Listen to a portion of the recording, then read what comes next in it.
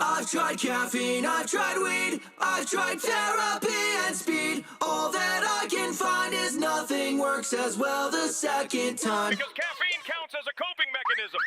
What you're about to experience is roughly equivalent to a self-reloading pop-up ad. Couldn't live where I live now behind the Jack-in-the-Box in the dumpster enclosure without the Starling.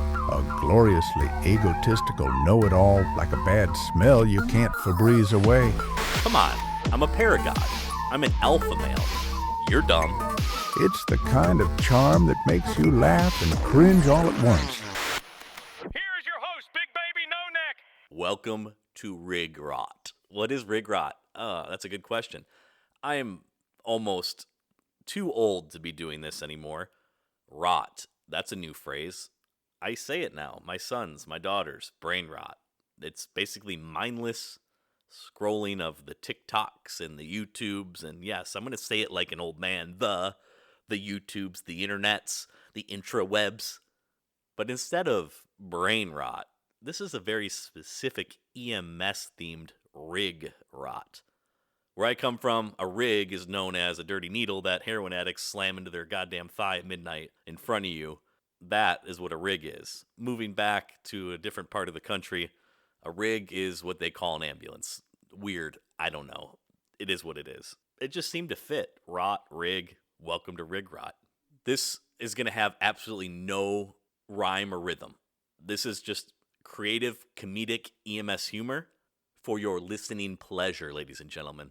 Allow me to lull you to sleep. Put your earbuds in. Maybe bring it down to 50% volume because I have a tendency to get a little excitable. Those around me define me as animated. You can't come up with your own nickname. However, for this show, you can call me Big Baby No Neck. This is not only for you. Come on, I'm a paragod. I'm an alpha male. You're dumb. I'm the smartest thing in the world, and no one knows anything other than me. I am essentially Jesus, but on an ambulance in the middle of nowhere, watching people slam rigs into their thighs. This is also a way for me to be creative and express humor. I was the class clown, can you tell? I enjoy making people laugh. I'm afraid of being vulnerable. Everyone's afraid of being judged. So to go out and start a world tour of shitty bar gigs trying to establish my comedic career, I've decided to just spew whatever I feel like into my computer, who unfortunately has the job of digesting that poor thing. It's literally screaming out in pain right now, listening to my voice as it just gets inundated through its USB port. It's like leaking from the USB port, the amount of filth that I'm feeding through the microphone into my computer right now. Please, for the love of God, stop forcing that putrid filth into my USB port. But that's okay. We have a love-hate relationship. No, we don't. I hate you. Nothing that's ever said on this show, ever, period, end of story, is my personal viewpoint. Strictly comedic humor. The views expressed are our own and don't represent any employer, individual, or organization. Content is for comedic entertainment only. Viewer discretion is advised. Nothing that I ever say reflects any of my employer's viewpoints. Nothing that I ever say is a reflection of how I treat my patients. Nothing that I ever say should ever be taken as medical advice. Nothing that I ever say is ever a viewpoint of my La Familia. And let me tell you, my La Familia and I run deep. I am married to a woman that will gut you and cut you. My kids, God help them. They come from an EMS dad, an EMS and ER mother. Jesus Christ. They are in, well, I think they're going to turn out good. They have an idea of what they want to do, but Jesus Christ. Our dinner time conversations, I dare you to come eat at my house and not vomit all over the counter. Good luck. But we're simple folk. We dress nice. We speak well. We're educated. Decomp at the dinner table. Monday night special. Not Monday nights. I lie. I totally just lied to you. I apologize. I'm not building a relationship of trust off the bat. There's not any sort of psychological safety for you, the listener, and I apologize for that. But am I even sincere? Who knows? My computer's still leaking out of the USB cord with the amount of that's being said right now. But anyways, let's discuss. I don't even know. I'm just going to leave the mic on and just start perusing the internet and discussing how I feel about things. Let's start with EMS 1. What do we got on EMS 1 today? Michigan launches peak demand EMS units along with medical priority dispatching. No one cares. Scrolling down, EMS poem, Glass Houses. Oh, this should be good. What do we got here? We honor their trust by leaving the shades up. Oh, we live in glass houses. Early on, we might be self-conscious about it. We're very aware of the public nature of our lives. Oof, this is giving me anxiety thinking about what I'm about to post on the internet. People recognize us as ones who respond to their 911 call. They do a double take when they see us in the grocery store. Over time, we grow into it, and often don't think about it, but they're still watching. Our communities, our neighbors. Judgy mofos. That wasn't in there, I just put that in there. The people who come into our care. The people we're called to lead. The people we're called to serve. They see through the walls of our glass houses, and we honor their trust by leaving the shades up. I don't know who wrote that, but that's absolute garbage. They even had to generate an AI photo to put with it. Stupid. All right, moving on. We're going to stop being so negative. Moving into our positive aspects here. I want to read you a little story that we created the other night. This is absolute EMS humor gold. I want you to, if you're laying in your bunk or you're driving, close your eyes and keep them closed. And I want you to start visualizing what I'm about to say. If your medic's in the back, don't close your eyes. But if you're driving an ambulance and your medic's sitting next to you with a seatbelt on, absolutely close them. And I want you to visualize what I'm about to say. See, I have feelings. I have compassion. Station 3 at midnight. The tones have not gone off in hours. The coffee tastes like absolute despair. Someone swears they heard the spider in the corner sigh. You're cleaning out the back of the rig. I have no idea why this story says that at midnight, but whatever. A brave decision given that the spider web in the top left corner has its own seniority badge.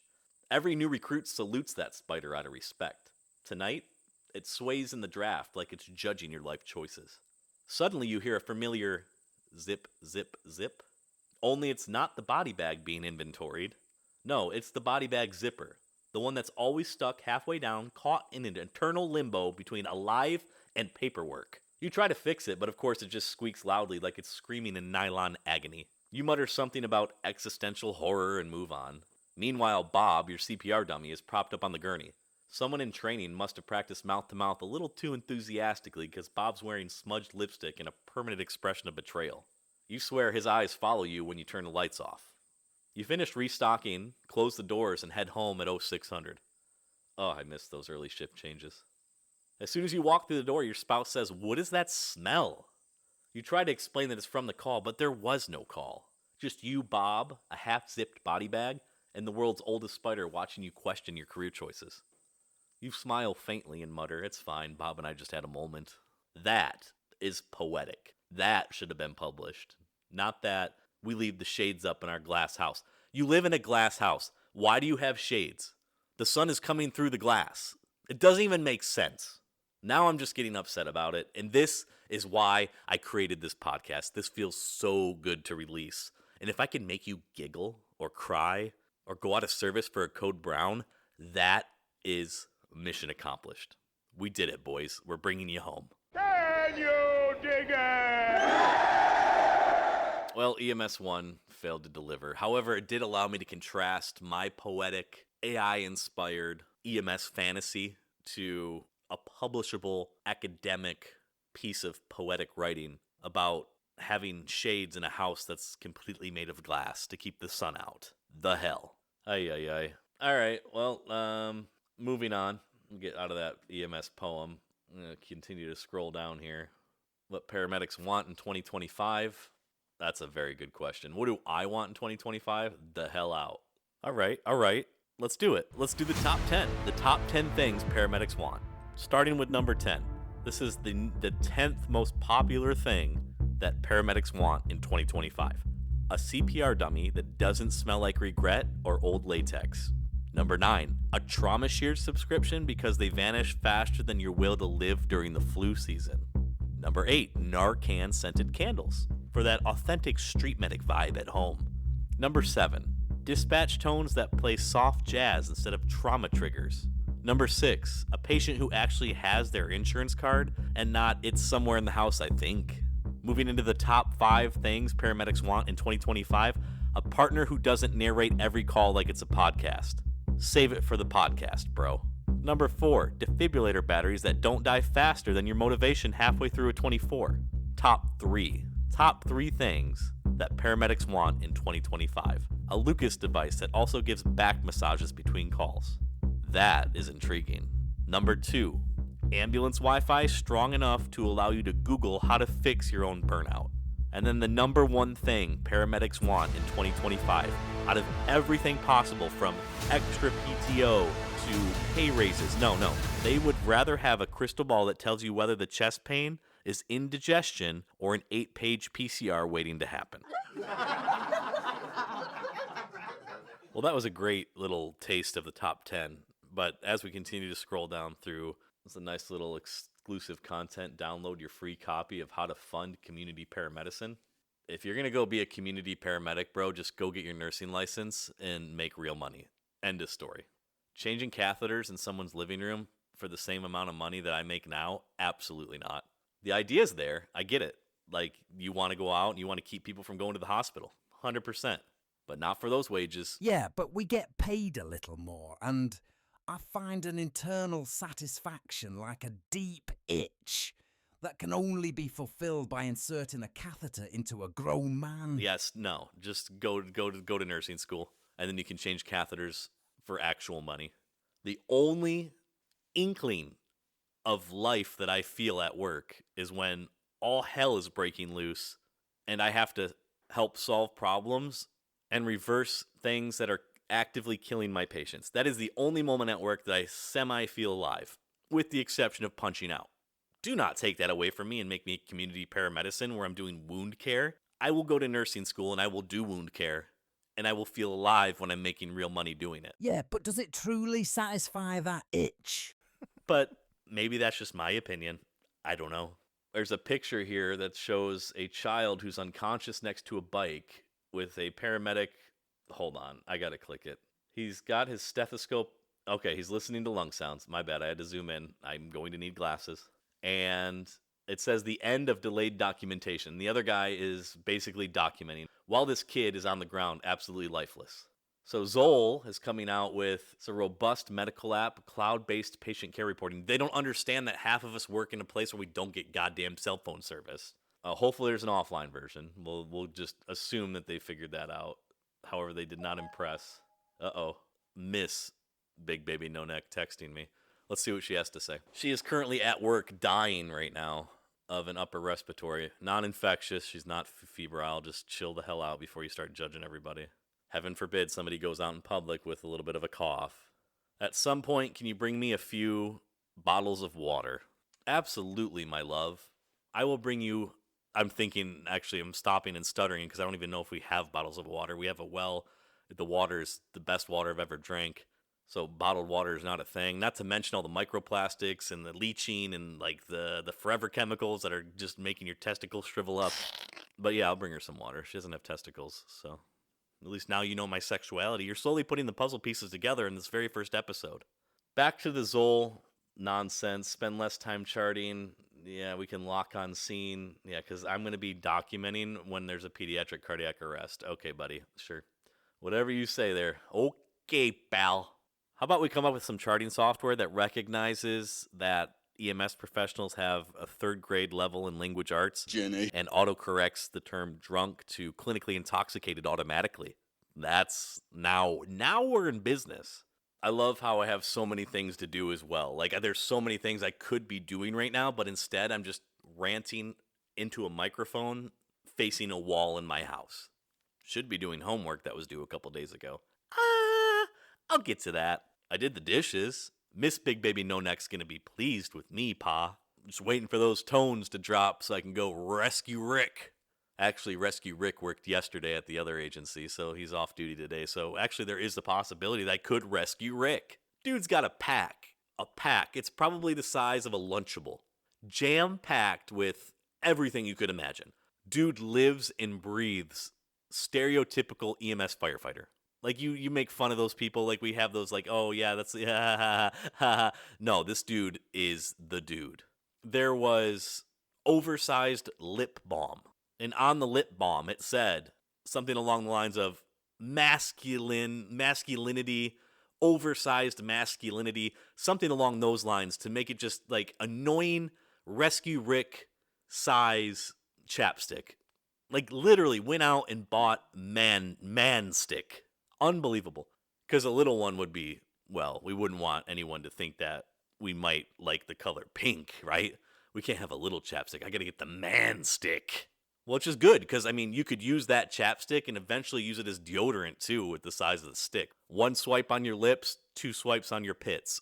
So he's got this giant man stick in his little pouch that I don't know how connects to him. It's probably why it was left behind, because it doesn't connect to him physically. And his ADHD is absolutely crippling. The amount, I'm not going to go there right now, but the percentage of employees at some of these agencies that are actively taking Adderall is insane to me. Do I need it? Absolutely. Would I take it? Absolutely. Am I going to go to the doctor and say that I always lose my crayons? No. It is what it is. I hated coloring. I don't care if my crayons are gone. I misplaced my keys. Fine. I have 4 kids. When I had 4 kids, wait, here we go.